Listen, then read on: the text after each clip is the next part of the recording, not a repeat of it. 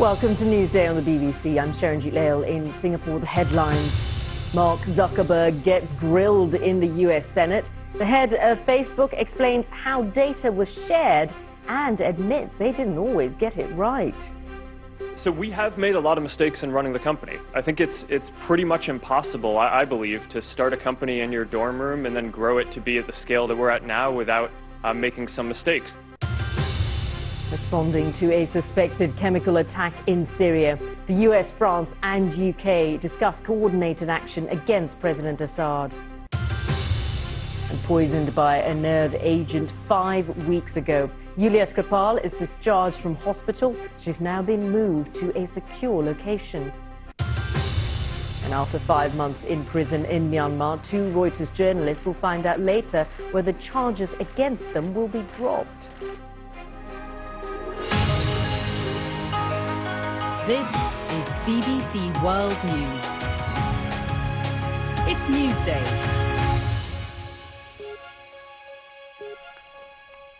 Well, good morning. It's 8 a.m. here in Singapore and 8 p.m. in Washington, where after 5.5 hours, Facebook chief executive Mark Zuckerberg has finished testifying in front of the US Senate. The hearing was called following revelations that millions of users had their information shared with a political consulting group, Cambridge Analytica. Mr. Zuckerberg said that Facebook did not take a broad enough view of its responsibility, and that was his personal mistake. Here's our media editor, Amol Rajan. It was the interrogation he feared and had long resisted. Mark Zuckerberg has never testified before Congress. And now, with the eyes of the world on him, this moment in the spotlight promised high drama, and delivered it. In his prepared statement, Zuckerberg said this was on him. We didn't take a broad enough view of our responsibility, and that was a big mistake. And it was my mistake, and I'm sorry.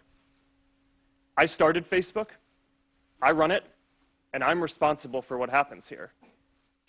The charge at his door that in building perhaps the most astonishing network in human history, he had created a mass surveillance tool that imperils us all. Let me just cut to the chase. If you and other social media companies do not get your act in order, none of us are going to have any privacy anymore. Mr. Zuckerberg is shy, awkward, and usually wears t-shirt and jeans. Here he was looking like a nervous schoolboy in an ill-fitting uniform. He recognized that the company made a huge error in not telling 87 million users that they had been targeted by Cambridge Analytica. Why didn't you inform those 87 million? We did take action. We took down the app, and we demanded that both the app developer and Cambridge Analytica delete and stop using any data that they had. They told us that they did this. In retrospect, it was clearly a mistake to believe them. That was the second act of repentance. Next up, he accepted that he was wrong to describe the idea of Russian interference in the presidential election as crazy. One of my greatest regrets in running the company is that we were slow in identifying the Russian information operations in 2016. We expected them to do a number of more traditional cyber attacks, which we did identify and notify the campaigns that they were trying to hack into them, but we were slow at identifying the type of new information operations. As one senator pointed out, for Zuckerberg, sorry seems to be the easiest word.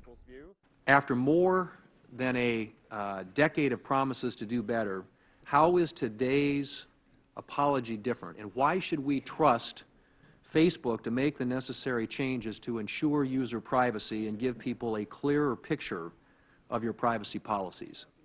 Intriguingly, Zuckerberg seemed to leave open the possibility of moving to a paid service at some point. But his core business model will always be based on our personal data. There will always be a version of Facebook that is free. It is our mission to try to help connect everyone around the world and to bring the world closer together. In order to do that, we believe that we need to offer a service that everyone can afford, and we're committed to doing that. Well, if so, how do you sustain a business model in which users don't pay for your service? Senator, we run ads. That was Amol Rajan reporting there. Well, our correspondent Dave Lee has also been following this story for us throughout the day from Capitol Hill. Mark Zuckerberg began this session doing what he's done several times over the past few weeks, apologising for his company's role in this scandal in which Cambridge Analytica allegedly scooped up tens of millions of users' data by using a fraudulent app on the platform. After he'd done that, it was his job to then try and convince senators that he was the man to steer Facebook away from this crisis without the need for added onerous regulation that could have a big impact on Facebook's business model. Judging by the mood in the room, I'm not sure he achieved that. There are many senators who believe Facebook has become incredibly powerful, incredibly quickly, perhaps too much so. But investors did seem happy. Stock was up around 4.5% during the testimony. Mr. Zuckerberg made some interesting concessions. Notably, he said that members of his team had been interviewed by the Office for Special Counsel Robert Mueller in his ongoing investigation into Russian meddling. And also, Mr. Zuckerberg didn't rule out the idea that Facebook could one day be a paid service, although he did say there would always be a free version of the site available to users. Dave Lee, BBC News in Washington. Now, Russia and the United States have failed to win support at the UN Security Council for rival proposals on an investigation into chemical weapons use in Syria. The threat of military action is looming in response to a suspected chemical attack in the rebel-held Douma. President Donald Trump says he's spoken to British Prime Minister Theresa May about a coordinated response. On the ground in Syria, chemical weapons inspectors are planning to visit the site of the alleged attack. Here's our Middle East editor, Jeremy Bowen. Outside Damascus, the war goes on. This was the aftermath of the conventional attack in Idlib, the rebel-held province to which many fighters and families from eastern Ghouta have been transferred. Only a small fraction of the 500,000 dead in Syria's war have been killed by chemical weapons. More displaced people are being bussed out of Douma, the town that the West and others say was hit by chemical weapons. A trusted BBC source, Abdallah Abu Haman, saw the immediate aftermath of the attack. We entered the building and all the dead bodies were still there. The ambulances couldn't reach the bodies due to the shelling. The bodies had signs of suffocation. The skin was blue and there was foaming at the mouth and the eyes were popped out. But at the UN Security Council in New York, the Russians said there was no chemical attack. Instead, the US and its allies were seeking a pretext for an illegal military operation. You do not want to hear anything. You do not want to hear the fact that no traces of a chemical attack were found in Douma. Russia vetoed an American resolution to set up a new inquiry into who's to blame for using chemical weapons in Syria. Russia has abused the power of veto to protect Syria from international scrutiny for the use of chemical weapons against the Syrian people. Russia's credibility as a member of the Council is now in question. We will not stand idly by and watch Russia continue to undermine global norms which have ensured all our security, including Russia's, for decades. A rival Russian resolution failed. It felt like the Cold War. Earlier, the Prime Minister added her condemnation. Well, first of all, this attack that took place in Douma is a barbaric attack. Obviously, we are working urgently with our allies and partners to assess what has happened on the ground. If this is the responsibility of Assad's regime in Syria, then it's yet another example of the brutality and brazen disregard for their people that they show. There are no easy options for the Americans, the British and the French in Syria. It's become a very crowded battlefield. President Assad's men work very closely with the Russians and the Iranians. The Western powers need to avoid making matters worse. Introducing more force into such a highly militarized country increases the chances of escalating the conflict. Airstrikes are possible, like those a year ago after another chemical attack. But international inspectors could travel to Syria anyway, which would complicate Western military plans. More important than reprisals, and much harder to find, is a convincing strategy for Syria's future. Jeremy Bowen, BBC News. Let's take a look now at some of the day's other news. President Trump has again strongly attacked an FBI raid on the offices of his lawyer, Michael Cohen, describing it as a witch hunt. U.S. media says the raid was looking for evidence that Mr. Cohen paid off women on Mr. Trump's behalf, including an ex-Playboy playmate. Well, our North America editor John Sopel says the president is still very angry. He attacked the FBI for a break-in. They had a warrant. He attacked the Attorney General. He attacked the Justice Department. He said it was an attack on our country in a true sense. He attacked the Deputy Attorney General. He went after Robert Mueller, and he went after Robert Mueller's team. So I think when you're sitting there with generals, I think that was a multi-target attack. Everyone in the Justice Department came in for the most venomous assault from the President. I think he is livid, furious. He's been tweeting about it again this morning, about attorney-client privilege being gone. This is a total witch hunt in block capitals. And also making the news today, President Trump says he's encouraged by a promise by Beijing to further open its economy, but will continue pushing for concrete changes to China's trade policy. Earlier, President Xi Jinping pledged to cut import tariffs on cars and make it easier to invest in China. It follows plans by President Trump to hit hundreds of Chinese products with new import duties. And a mass funeral has been held for 24 children who died after their school bus crashed in India. Most of those who died were younger than 10 years old. The bus driver and 2 teachers were also killed. The incident happened in the northern state of Himachal Pradesh. And President Trump's Homeland Security Advisor Tom Bossert has resigned from government. It reportedly follows a request from the new National Security Advisor John Bolton. Mr. Bossert oversaw the Trump administration's work on cybersecurity issues. Now, it's being called the wedding of the year, but the British Prime Minister Theresa May isn't being invited. Of course, I'm talking of the wedding of Prince Harry and Meghan Markle next month. The couple have decided not to invite any politicians for their big day. Instead, 1,200 members of the public will be allowed into the grounds of Windsor Castle for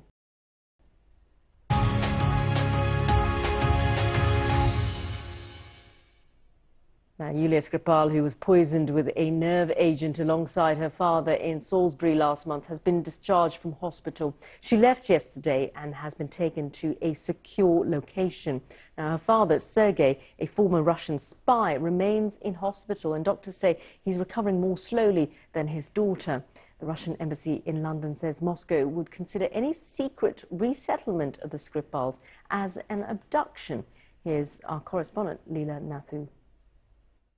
She had arrived from Moscow last month to visit her father in Salisbury, but just 24 hours later, Yulia and Sergei Skripal were both critically ill after being exposed to a deadly nerve agent. In the 5 weeks since the attack, the two have slowly been recovering. Today, the hospital explained they'd responded exceptionally well to treatment. Nerve agents work by attaching themselves to particular enzymes in the body, which then stop the nerves from functioning. This results in symptoms such as sickness, hallucinations. Our job in treating the patients is to stabilize them, ensuring that they can breathe and that blood can continue to circulate. The attack on the Skripals involved a chemical so toxic it prompted a massive decontamination effort stretching across Salisbury. Experts say that despite their progress, there could still be complications ahead. The long-term effects are much harder to predict because these are effects on the brain and on the nervous system, on things like the kidney and the liver. And so it's quite likely that the Skripals will need more treatment before they could feel normal again. Yulia has now been taken to a secure location. Her father's home is where police believe the two were poisoned by coming into contact with the nerve agent on the property's front door. The house, out of sight behind the wide cordon still in place here, remains a focus for police. Detectives have now spoken to Yulia at length, and to her father too, about what happened to them. But the Skripals have apparently not told them anything that has significantly changed the course of the investigation. And so inquiries continue, gathering evidence from witness statements, CCTV and phone records. In the longer term, police are considering the option of giving the Skripals new identities. Russia has rejected the blame for the Salisbury attack and hopes Yulia will return home. Its embassy in London claimed today secret resettlement of Mr. and Miss Skripal, barred from any contact with their family, will be seen as an abduction, or at least as their forced isolation. The recovery of Yulia Skripal has opened up a new battleground in this diplomatic crisis. And that was Leila Nathu reporting there. Well, you're watching Newsday on the BBC. Still to come on the programme. Looted Ethiopian treasures go on display in London, sparking debate on whether they should be returned.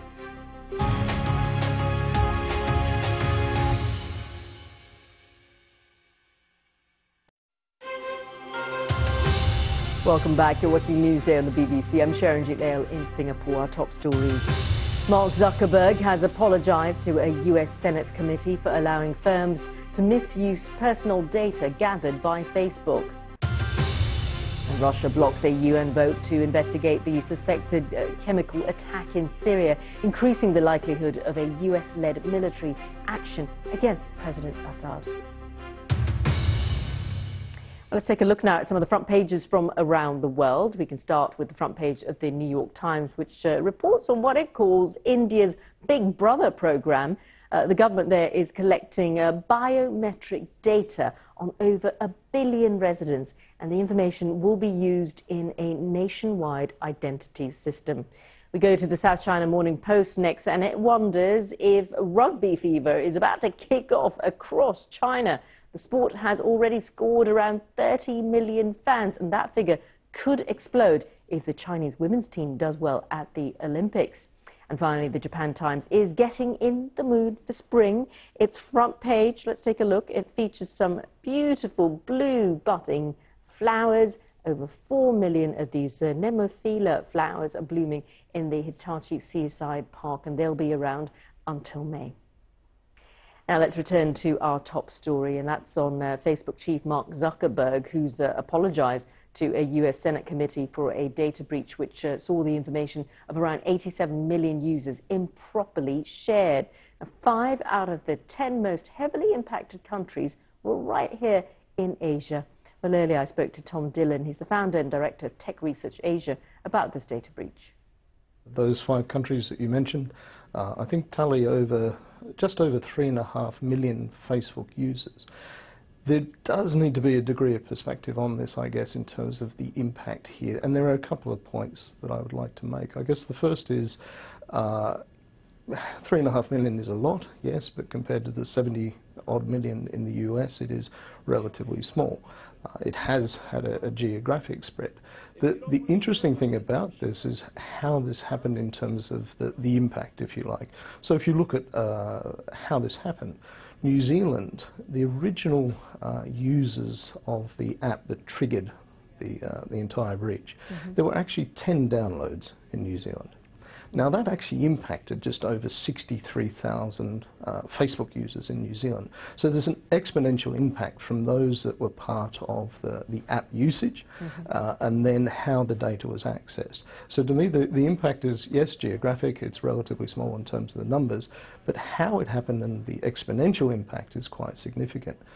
The other point is that you have to look at other breaches that we've had. Equifax was over 143 million. You had LinkedIn, over 100 million users have their information lost. Yahoo had over 1 billion. And you also have Zuckerberg actually coming out and saying, well, yes, probably all of our 2 billion users at some point have had their data scraped. So it's all about context, isn't it, Tim? And during his testimony a little earlier, he refused to answer whether he would support European-style regulations in the US. We know the EU regulators are famously tough on tech companies when it comes to data collection. So would you suggest Asian nations need to look at the EU to roll out similar regulation if they're being hit by this as well? Yeah, that's a fascinating question, particularly with GDPR coming through in May this year in the EU. Zuckerberg's answer to this has been, we're going to apply the same level across all our users. Now, if you look at that from an EU perspective, it would say that everywhere globally has to have a similar level of protection of consumer data. Certainly within the region of Asia Pacific, we've already seen some countries, New Zealand is a great example, Australia is moving that way, you have changes in Singapore, Hong Kong, Taiwan, so there are certain countries that are absolutely already changing their consumer data protection legislation. And that was Tim Dillon in Sydney. Now, 2 journalists from the news agency Reuters will find out later whether charges against them for allegedly possessing secret government papers in Myanmar are to be dropped. The pair have already spent more than 100 days in prison. They deny any wrongdoing. Our Myanmar correspondent Nick Beake has more. For the past 5 months, these 2 Burmese journalists have been in prison cells. Their only crime, they say, doing their job. And this is a case which has picked up attention across the world. We know that Amal Clooney, who of course was a leading human rights lawyer long before she met and married George Clooney, is now part of the legal team based in New York. But in terms of what will happen in Yangon today, the 2 journalists will arrive in court. These are pictures from a previous hearing. There have been lots of previous hearings. If convicted, they face 14 years in prison. But the Burmese legal system is complicated, unpredictable. We think that later today the judge will decide whether or not to throw out the charges against them. The 2 journalists have been detained under a very old colonial era Official Secrets Act. It said that they received secret papers from police officers that they went to meet. This was at a time when they were investigating on behalf of Reuters the alleged massacre of 10 Rohingya men in Rakhine State. And that is a story that Reuters chose to publish despite the arrests.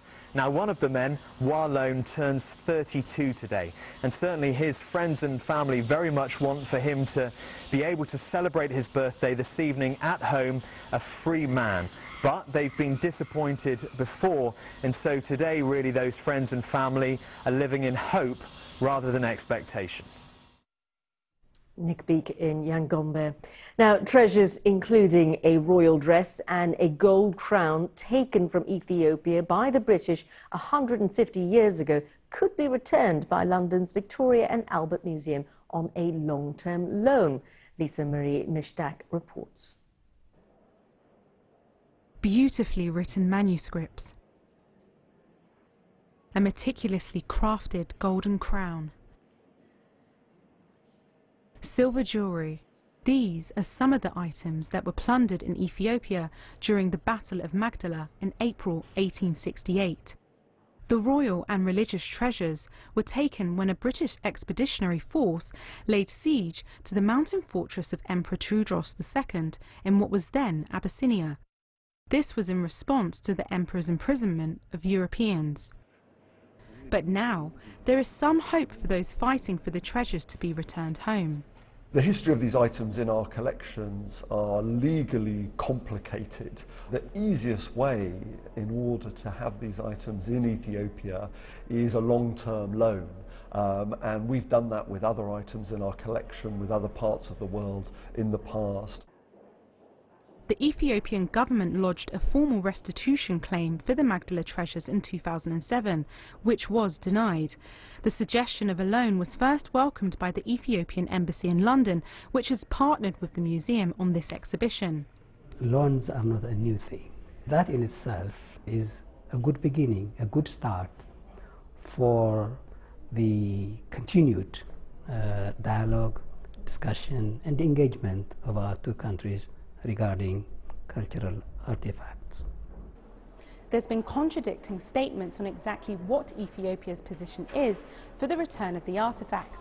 The UK ambassador applauded the move to loan the collections to Ethiopia, but the country's culture and tourism minister has rejected the loan and will now intensify efforts to return the treasures back permanently. Calls to return the treasures have been ongoing for years. I think it's a most welcome proposal. I think barring the possibility of a return of some of these treasures held by institutions in Britain, it would be wonderful if a long-term loan of these treasures to Ethiopia could be arranged. I think it would be greatly welcomed by the Ethiopian people. In the meantime, an exhibition like this continues to help shine a light on the plight of many countries around the world that are still fighting to have sacred and precious items returned. Lisa Marie Mishtak, BBC News, London. And that's it from Newsday for me, Sharon Jeet Lail. Thanks for watching.